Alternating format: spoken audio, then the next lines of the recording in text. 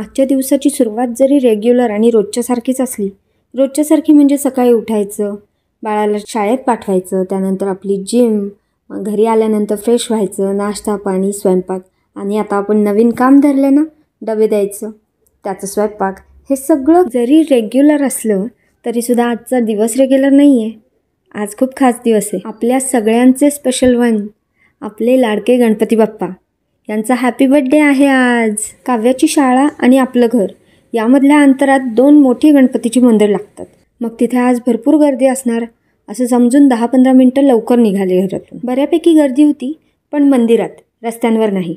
मग 10 मिनटं लवकर निघालोच आहे, तर चला येतानाच दोन्ही मंदिरात जाण्यापेक्षा जाताना एका मंदिरात गेले आणि येताना दुसऱ्या. टाईम मॅनेजमेंट हो, दुसरं काही नाही. बाप्पा तोच, मंदिर तेच, ठिकाणही तेच, पण आज बड्डेच्या दिवशी त्यांना भेटायला जाणं तो बनताय, है की नाही? म्हणून मी जाता जाता आधी गेले इच्छापूर्ती गणपती मंदिरात, जे भारती विद्यापीठला आहे. या एकाच मंदिरात जाऊन श्री दत्तगुरू महाराज, श्री स्वामी समर्थ, हनुमानजी, कालभैरवनाथजी, गणपती बाप्पा आणि हो, गणपती बाप्पाचे पप्पा महादेवजी या सगळ्यांचं दर्शन एकाच मंदिरात होतं. एरवी कधीही मंदिरात गेलो आणि तिथे कितीही कलकलाट असला तरी ती शांतता जी असते ती असतेच, पण ह्या अशा स्पेशल दिवशी तिथला ऑराच काहीतरी वेगळा असतो. खूप पॉझिटिव्हिटीने भरलेलं वातावरण, तिथे चालू असलेलं होम हवन, त्या मंत्रांचा आवाज काहीतरीच पीस देऊन जातात. चला चला पळा आता, लेकीला आणायला उशीर नको व्हायला. तिला उचललं शाळेतून आणि दुसऱ्या मंदिरात आले, सिद्धिविनायक मंदिर, दत्तनगर, कात्रज. मुलांना भारी मजा वाटते ना या सगळ्याची. तिला जेव्हा मी सांगितलं ना की बाप्पाचा आज बड्डे आहे, तर तिनं मला विचारलं की आई, मी आता 9 वर्षांची होणार ना, तसे गणपती बाप्पा आता किती वर्षांचे होणार? खरंच सांगते, या प्रश्नाचं आकड्यात उत्तर देणं मला काही जमलं नाही.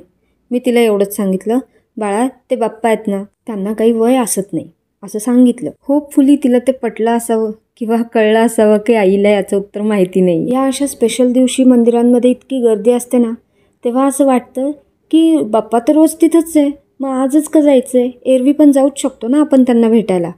पण ते तसं असत नाही. आपला जेव्हा बड्डे असतो तेव्हा त्याच दिवशी आपल्याला बड्डे विश करायला हवं असतं की नाही सगळ्यांनी, की एरवी कधीही केलं तर चालेल?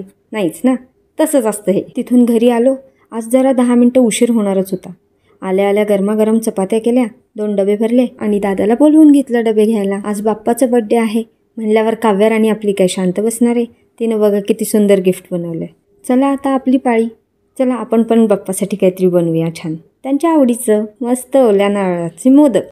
मस्त नारळ खोवून घेतला, त्यामध्ये गूळ, थोडी खसखस, इलायची पावडर आणि ड्रायफ्रूट्स टाकून मस्त परतून घेतलं. झालं गोड मोदकाचं गडगड सारण तयार. आता सगळे मोदक एकसारखे होण्यासाठी एक मोठी चपाती लाटून घेतली आणि वाटीनं त्याच्या पुऱ्या केल्या.